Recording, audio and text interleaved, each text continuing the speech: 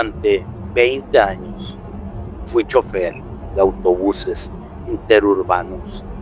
He conducido de noche, bajo tormentas, entre montañas y carreteras desiertas, pero nada, absolutamente nada, se compara con lo que viví. Esa madrugada de invierno en la Ruta 40, entre San Rafael y Malargue. Era un servicio de esos que casi nadie toma. Salimos de la terminal como por ahí de las 2 de la mañana, con apenas 5 pasajeros. A las 3:30 ya íbamos por un tramo completamente vacío, sin señal, sin luces, sin nada más que el reflejo de los faros sobre el asfalto, húmedo. El ayudante, un chico nuevo llamado Franco, dormía en el asiento delantero. Yo me acuerdo que tenía los ojos fijos en la línea blanca del camino, cuando a lo lejos empecé a notar 3 siluetas, 3 sombras, paradas al costado de la ruta. Eran 3 personas, 2 chavalos y una morra, todos con abrigos oscuros y sin nada de equipaje. Algo muy extraño. Yo encendí las luces altas y ellos levantaron la mano, pidiendo que me detuviera. Me acuerdo que yo dudé, porque no hay paradas oficiales en ese tramo, pero les tuve compasión. Hacía frío y pensé que tal vez necesitaban ayuda. Poco a poco fui pisando el freno, despacio. El primero en subir fue un hombre, alto, con barba, y una mirada que me resultó un tanto incómoda, como si me conociera. La morra no levantó la vista en ningún momento. Llevaba un pañuelo en la cabeza y apretaba entre las manos una pequeña caja de madera. El tercero, un joven flaco y pálido, se sentó en la última fila, mirando hacia la ventana. Les cobré los boletos. Nadie habló. El silencio, recuerdo, era tan incómodo, tan pesado, que se escuchaba hasta el zumbido del motor. A los pocos kilómetros, Franco se despertó y me preguntó: ¿desde cuándo subieron más pasajeros? Hace unos minutos, le dije. 3 personas en la curva del kilómetro 247. Él me observó un tanto extraño. Yo no vi a nadie. No le respondí. Yo creí que tal vez seguía medio dormido. Pasaron 20 minutos y el aire en el autobús se volvió helado, como si alguien hubiera abierto una ventana. Miré por el espejo retrovisor y vi que la mujer de la caja movía los labios, como si rezara en voz baja. En ese momento el autobús empezó a sacudirse violentamente, como si hubiéramos atropellado algo en el camino o hubiéramos pasado arriba de un tronco. Frené de golpe, bajé con la linterna para revisar, pero no había nada, ni un animal, ni marcas en el pavimento, nada. Pero al volver a subir, el ambiente dentro del autobús había cambiado. Franco tenía los ojos bien abiertos, casi parecían platos. ¿Qué te pasa? Franco, ¿qué te pasa? Ellos, ellos no están. En ese momento, recuerdo muy bien que me giré para mirar los asientos donde se habían sentado. Estaban vacíos. La caja de la mujer, sin embargo, seguía ahí, sobre el asiento. Poco a poco me fui acercando. Era de madera vieja con tallados extraños en la tapa. No tenía cerradura, solo una cinta negra que la rodeaba. Recuerdo que cuando la toqué se sentía como húmeda, pegajosa. Franco dijo que debíamos tirarla, pero algo en mí no quiso hacerlo. No sé si fue la curiosidad o el miedo lo que me impidió tirarla. La puse en el portaequipajes y seguimos el viaje. A los pocos minutos, las luces del interior comenzaron a parpadear. El motor rugía de forma extraña, como si algo lo frenara desde dentro. Y entonces, sin razón alguna, me acuerdo muy bien, la radio se encendió sola. Una voz femenina, distorsionada, empezó a hablar entre estática. Era una canción, ni una transmisión.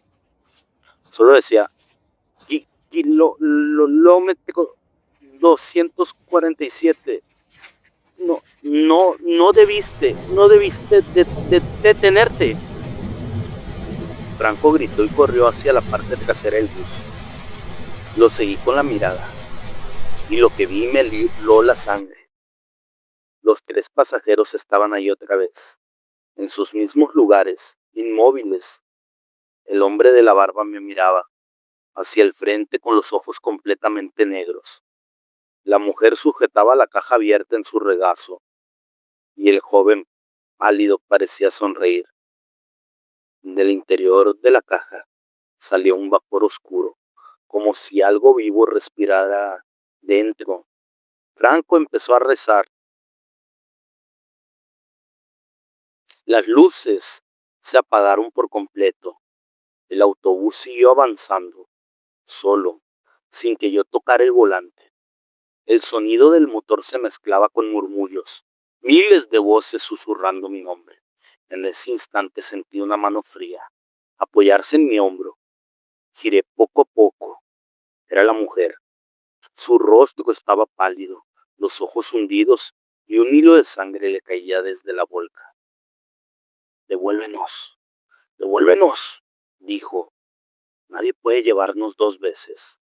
No entendía a qué se refería, pero ella extendió la caja hacia mí. Dentro había 3 boletos de autobús, con la fecha del año anterior y el número de unidad, el mismo que yo manejaba. El autobús frenó solo. Cuando abrí los ojos, estábamos nuevamente en el kilómetro 247. Los 3 pasajeros habían desaparecido. Franco y yo bajamos sin decir una sola palabra. El aire estaba helado y a un costado del camino había 3 cruces de madera con flores secas. Me acerqué y vi algo que casi me hizo caer de espaldas. En una de las cruces estaba grabado mi nombre. Recuerdo muy bien que no volví a conducir de noche. Pasaron meses, pero cada tanto, con ese tramo de carretera, siempre igual. 3 figuras al costado de la ruta, levantando la mano, pidiendo que me detengan. Una vez en otro viaje, me crucé con un colega que también había hecho ese recorrido.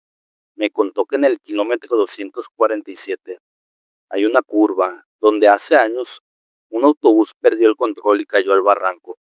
Murieron todos los pasajeros y el chofer.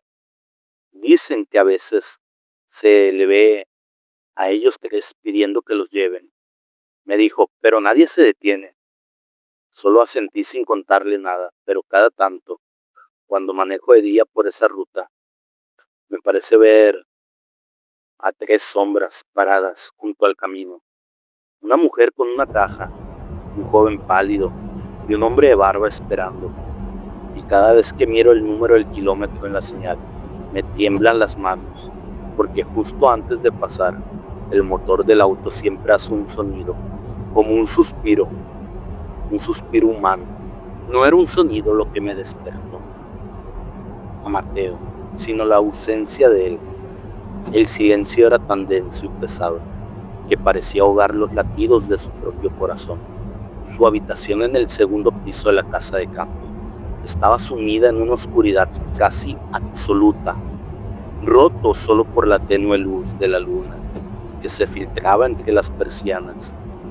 Tenía 7 años y una certeza absoluta: no estaba solo. El miedo lo paralizó. Se encogió bajo las cobijas, conteniendo la respiración, esperando oír de nuevo el crujido en el pasillo que su imaginación insistía en haber escuchado. Los minutos pasaron, solo el tic-tac, tic-tac, lejano del reloj de la sala. Entonces un nuevo sonido bajó, húmedo, un chasquido suave, como de algo gomoso y húmedo, despegándose de una superficie. Venía de la ventana, con un movimiento tan lento que le dolieron los músculos. Mateo giró la cabeza. Entre las rendijas de las persianas y una silueta de la encina que había frente a su casa. Y algo más, una figura alta, desgarbaba más una mancha de oscuridad movediza de un cuerpo definido. Se mecía lentamente y Mateo pudo ver con una claridad que le heló la sangre, que no tenía rostro, donde deberían de estar los ojos, la nariz o la boca. Solo había un vacío pálido y ligeramente brillante. El chasquido se repitió. La figura se acercó a la ventana. Mateo quiso gritar, llamar a sus padres, pero su garganta estaba sellada por el pánico. Solo podía observar hipnotizado cómo aquella cosa alargada metía un brazo anormalmente delgado, pálido, hacia el cristal. Y entonces en el centro de ese vacío facial algo se abrió. Una línea vertical, roja y húmeda, que se partió en dos para revelar una pupila negra como el carbón. No era un ojo humano, era el ojo de un insecto compuesto que reflejaba la luz de la luna con un brillo iridiscente y maligno. La criatura apoyó lo que debía ser su cabeza contra el cristal. El chasquido era el sonido de su falso rostro, de esa piel pálida, pegándose y despegándose del vidrio. Se escuchó un golpeteo suavemente. La ventana, una uña larga y negra. Mateo cerró con fuerza, rezando para que fuera un sueño. Cuando los abrió de nuevo, un segundo después la figura había desaparecido. Un suspiro de alivio, agudo y tembloroso, escapó de sus labios. Quizás sí había sido su imaginación. Fue entonces cuando escuchó el ruido. No era un crujido, era el arrastre lento, pesado, como si un cuerpo enorme y húmedo se estuviera deslizando por el suelo de madera. Se detuvo justo frente a su puerta. Mateo miró hacia la rendija bajo la puerta. La oscuridad era total, excepto por dos pequeños puntos de luz pálida que se reflejaban en el suelo, como los ojos de un animal. Pero no eran ojos, eran el reflejo de aquella pupila. La manija de la puerta comenzó a girar con una lentitud exquisita. Era casi una tortura. El niño, impulsado por instinto de supervivencia, se lanzó de la cama y se metió de un salto debajo de ella, apretujándose contra la pared. Desde ese pequeño escondite vio la puerta abrirse completamente. Unos pies pálidos, desproporcionadamente largos, aparecieron en su campo de visión. Los dedos torcidos y con uñas negras se aferraban al suelo de madera. La criatura estaba en su habitación. Podía olerla, un olor a tierra mojada. a carne vieja y algo dulzón y nauseabundo. Los pies se detuvieron al lado de la cama. Mateo contuvo la respiración, sintiendo cómo las lágrimas calientes empezaban a recorrer sus mejillas.